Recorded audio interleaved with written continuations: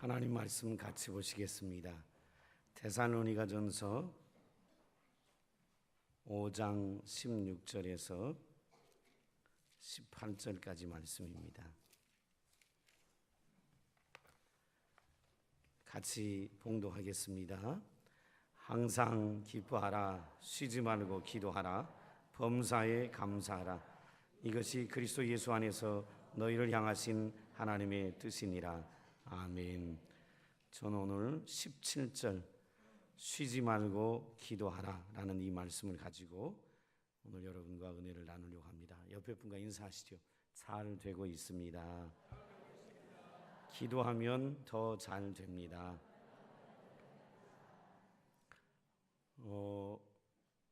지난주에 항상 기뻐하라 라는 말씀을 나눴는데요. 기뻐하라고 하지만 눈앞에 보이는 것 때문에 염려가 찾아올 때가 많이 있지요. 그러기에 오늘 성경은 이렇게 얘기합니다. 기뻐하라고 하는데 또 기뻐하려고 하는데 눈앞의 일 때문에 염려와 근심과 걱정이 찾아올 때 오늘 성경은 이렇게 얘기합니다. 뭐 하라고요? 기도하라고. 기뻐한다고 하나님이 하라고 명령하셨지만 나도 의지적으로 기뻐하려고 하지만 그럼에도 불구하고 눈앞에 보이는 환경 때문에 염려와 걱정이 찾아올 때 성경은 우리에게 뭘 하라고 가르치냐면 기도하라라고 가르치고 있습니다. 기도는 말이에요, 신앙의 가장 기초적이고 본질적인 활동입니다. 여러분, 기도가 없다, 신앙생활하는데 기도가 없다라는 것은 신앙이 없다라는 말하고도 크게 다를 바가 없는 이야기입니다. 하나님을 믿는 사람은 기도하며 사는 사람이라고 얘기할 수 있습니다. 하나님은요, 기도하는 사람을 사랑하시고 기도를 들으시고 기도에 응답하시며 기도를 통하여 하나님의 일을 행하십니다.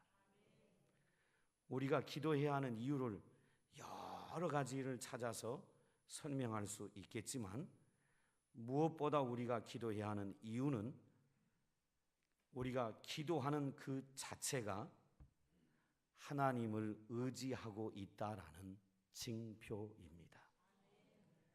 신앙이 뭐지요? 하나님을 믿고 의지하며 따르겠다는 게 신앙이지요. 그런데 그 하나님을 믿고 의지하며 따르겠다라는 걸 사람들 앞에서 보여주는 것, 그것이 뭐냐면 바로 기도하는 것입니다. 기도한다는 것은 우리가 하나님을 의지한다는 것이고, 기도하지 않는다는 것은 우리가 하나님을 의지하지 않는다는 것이 됩니다. 그러므로 기도는 신앙의 본질 중에 본질이다라고 얘기할 수 있습니다.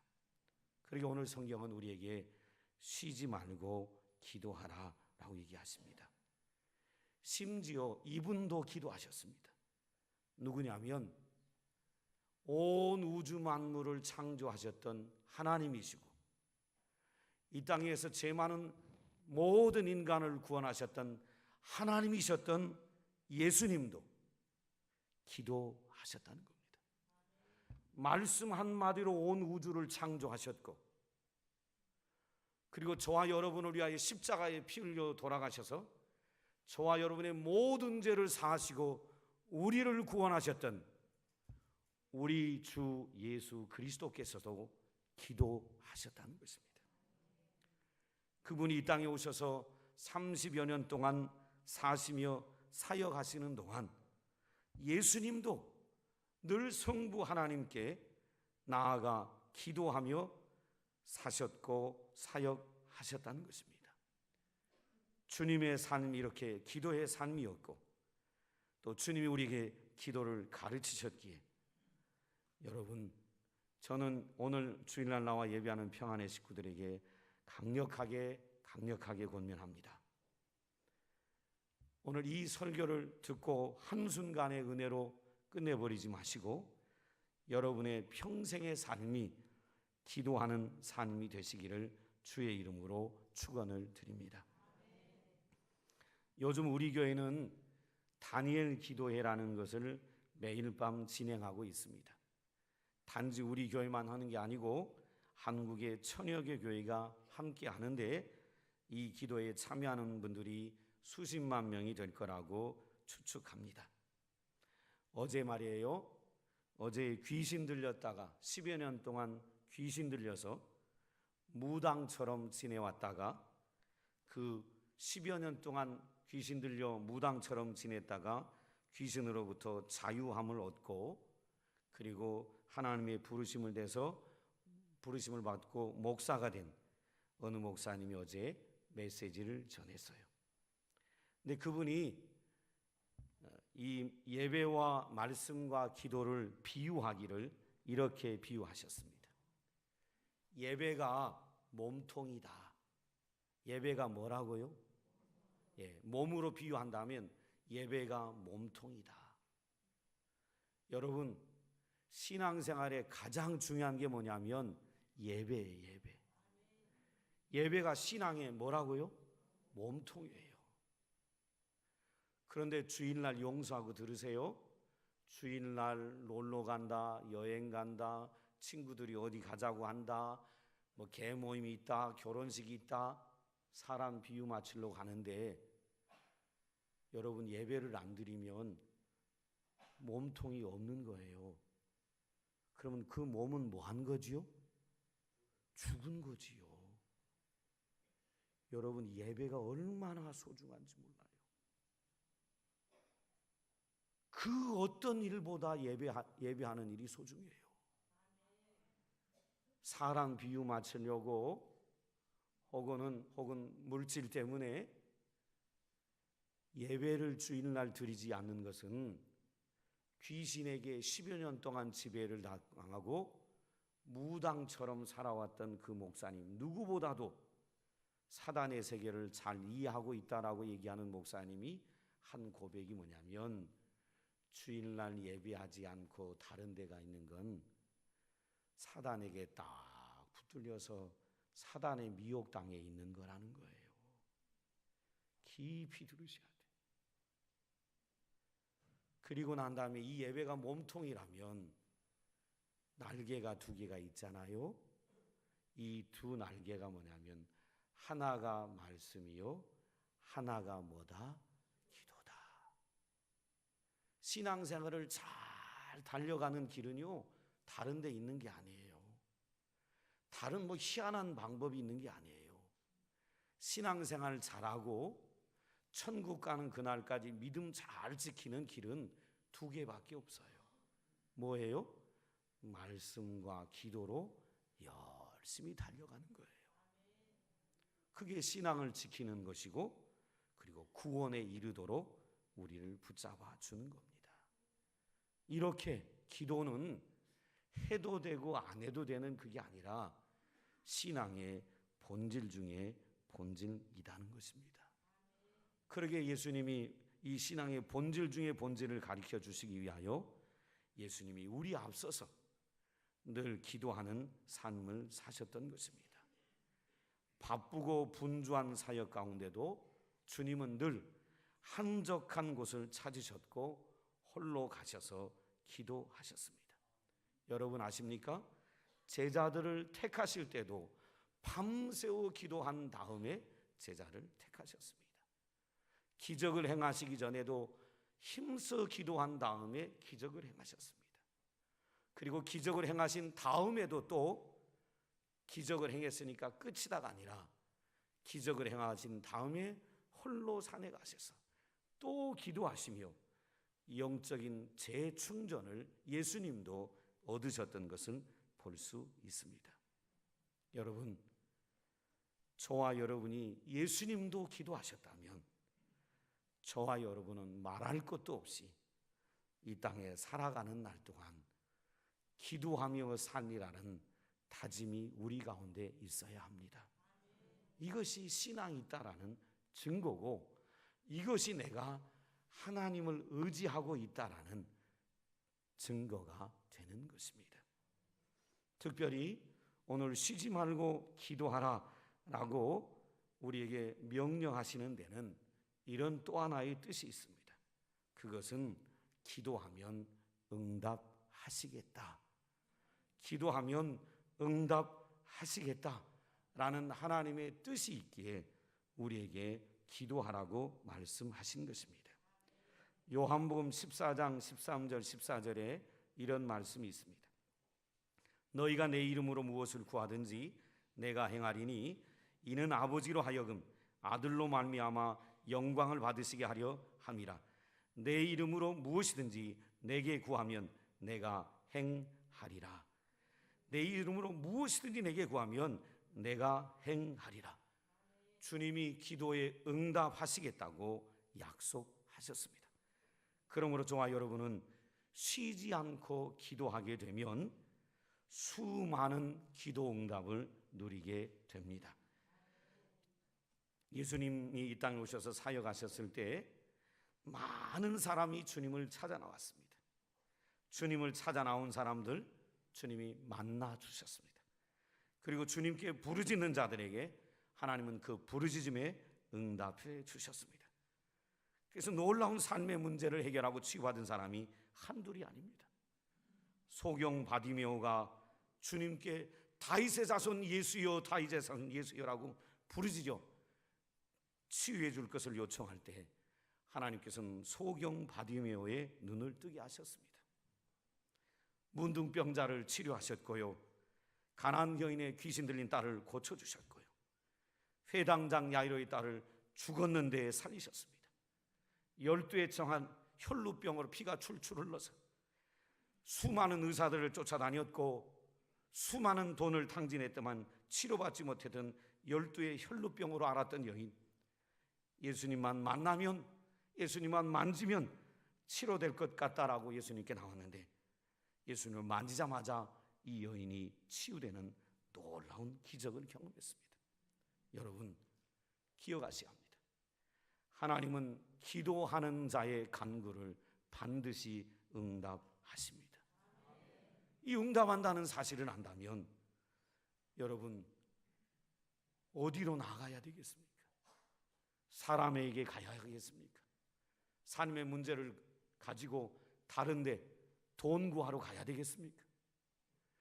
하나님이 기도에 응답하신다는 사실을 안다면, 기도하면 내 삶의 문제가 해결된다는 사실을 안다면 신자들은 마땅히 가야 할 곳이 있습니다. 어디입니까? 주님 앞에 기도하는 자리로 나아가야 합니다.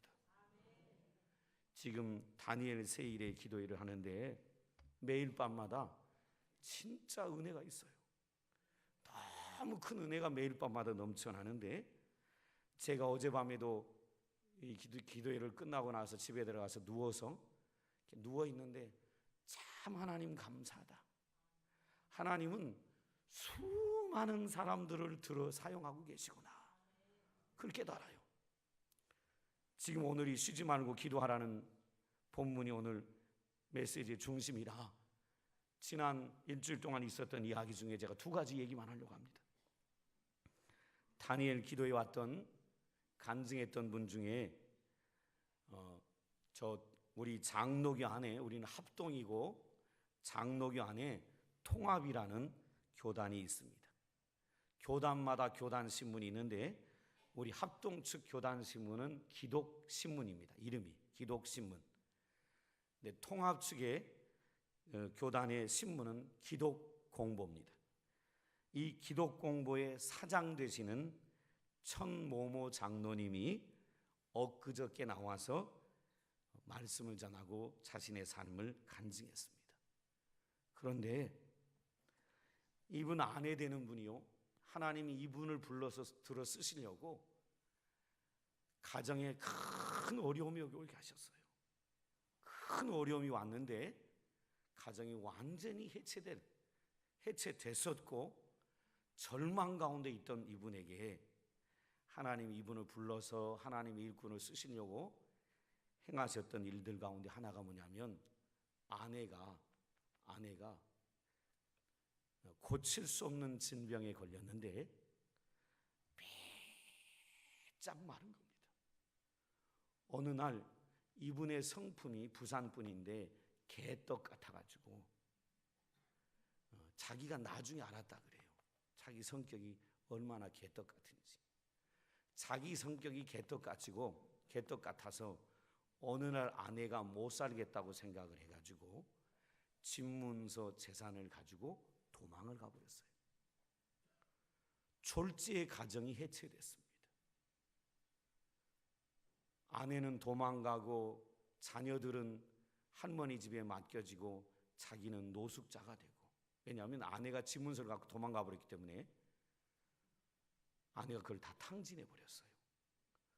그래서 빚더미 안게 되고 자기 집도 재산도 경매로 다 넘어가고 월급도 차압당하고 직장에서 쫓겨나고, 그리고 노숙자로 2년 반을 보내던 어느 날 집문서 갖고 도망갔던 아내가 부산의 한 병원에 중환자실에 누워서 죽게 되자 남편에게 용서를 구하고 가려고 어느 날 남편에게 전화를 했다 그래요.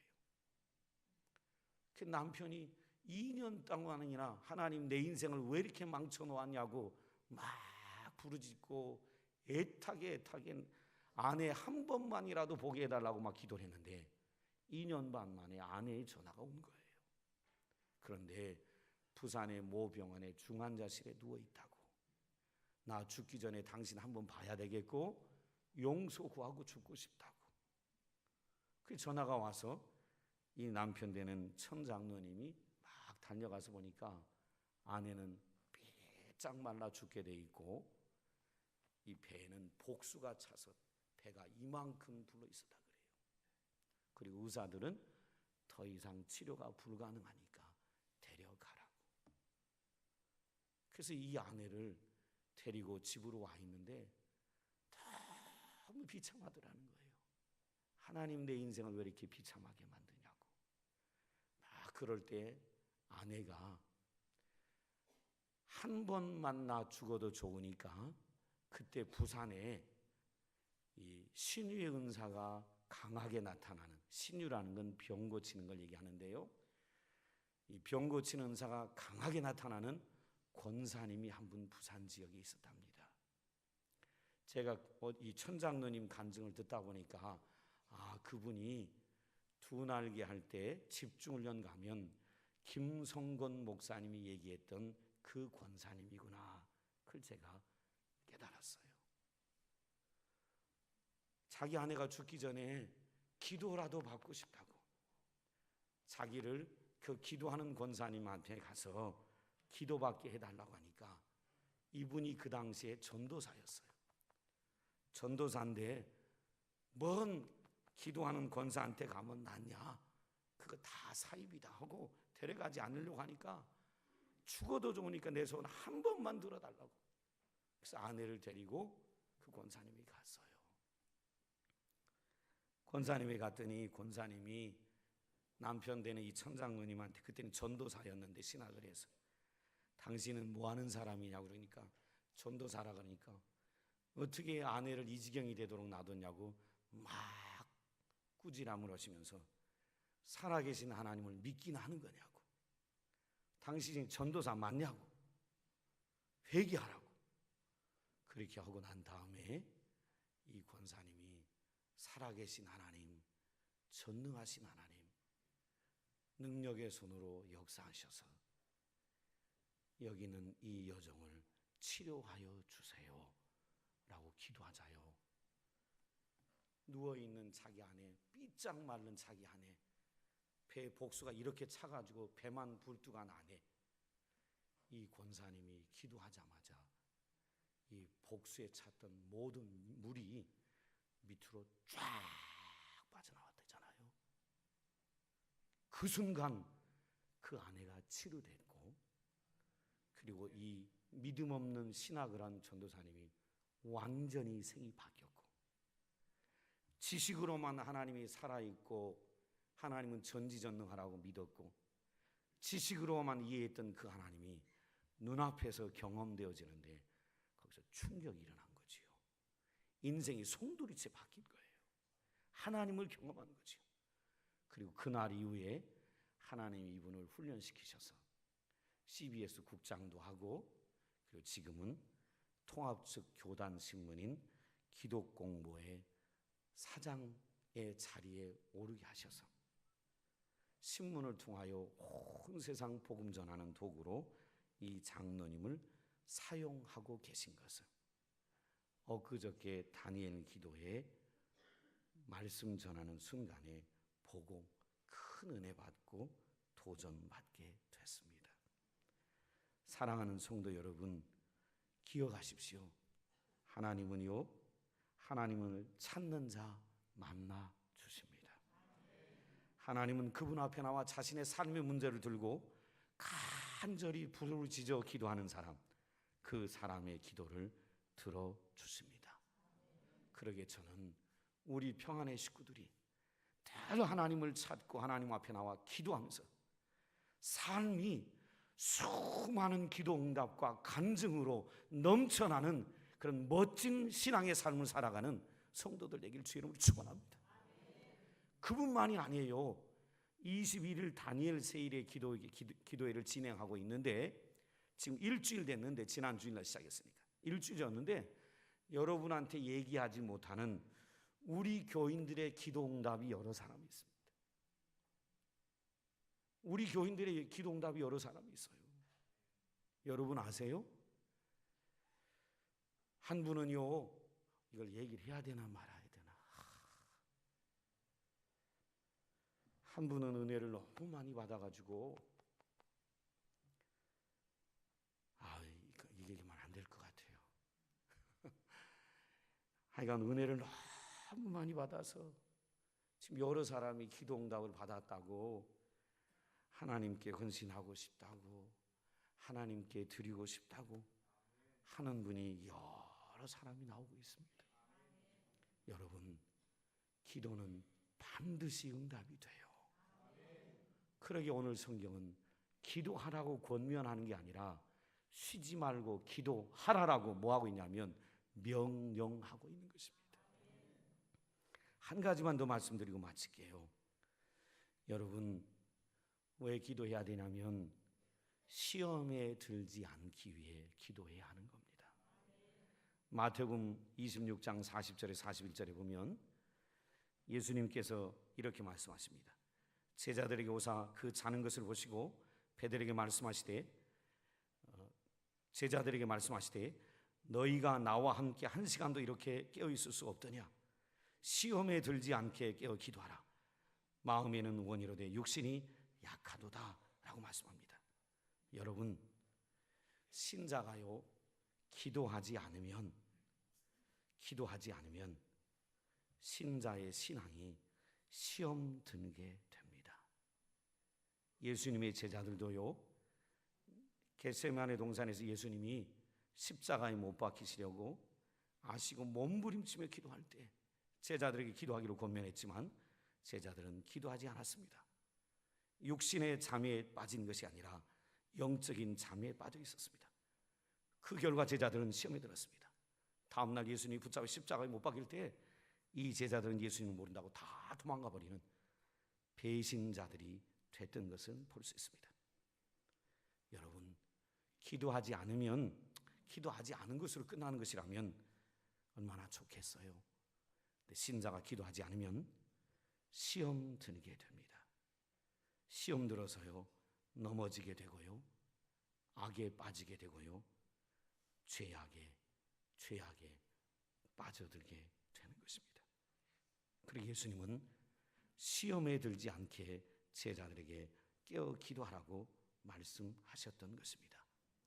평안의 식구 여러분, 저는 우리 성도들도 예수님이 하셨던 말씀처럼 항상 기도하는 일에 힘쓰시고 오늘 사도 바울이 권면했던 것처럼 쉬지 말고 기도하는 성도들이 되시기를 주의 이름으로 축원합니다.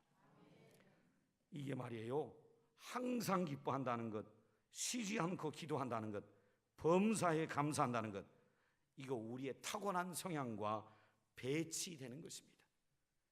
우리 성향은요, 기뻐하는 게 아니라 우울해합니다. 우리 성향은요, 기도하는 게 아니라 기도하지 않는 것이 우리 성향입니다. 우리 성향은요, 감사하는 게 아니라 불평하는 게 우리 성향이에요. 항상 기뻐하라, 쉬지 말고 기도하라, 범사에 감사하라. 이건 우리의 타고난 성향하고 배치가 돼요. 그런데 주님은 우리에게 이렇게 하라고 명령합니다. 그러면 이거 어떻게 할까요? 의지적으로 순종해야 합니다. 타고난 본성은 이거와 가르침과 배치가 돼요. 의지적으로 순종할 때 우리 삶에 주어지는 모든 것들을 새로운 시각으로 보게 되고 때를 따라 돕는 하나님의 은혜를 누리게 됩니다. 그러므로 제가 마지막으로 다시 권면합니다. 평안의 가족 여러분, 편안할 때 기도하셔야 합니다. 어려움이 올 때 기도하는 건 누구나가 하는 일이에요. 그때는 또 괴로워요. 어려움이 오면 기도하는 건 괴로운 일이에요. 지금 편안할 때 쉬지 말고 기도하는 자리를 찾는 성도들 되시길 주님의 이름으로 축원을 드립니다. 기도하시겠습니다. 아버지 하나님, 기도한다는 것이 하나님 의지한다는 것이고, 쉬지 않고 기도한다는 것이 지속적으로 하나님을 신뢰하고 따라간다는 사실을 기억하게 도와주셔서 하나님, 우리 온 평안의 가족들이 신앙의 본질 가운데 가장 중요한 것 중에 하나인 이 기도를 절대로 놓치지 않도록 도와주옵소서. 예수님의 이름으로 기도드리옵나이다.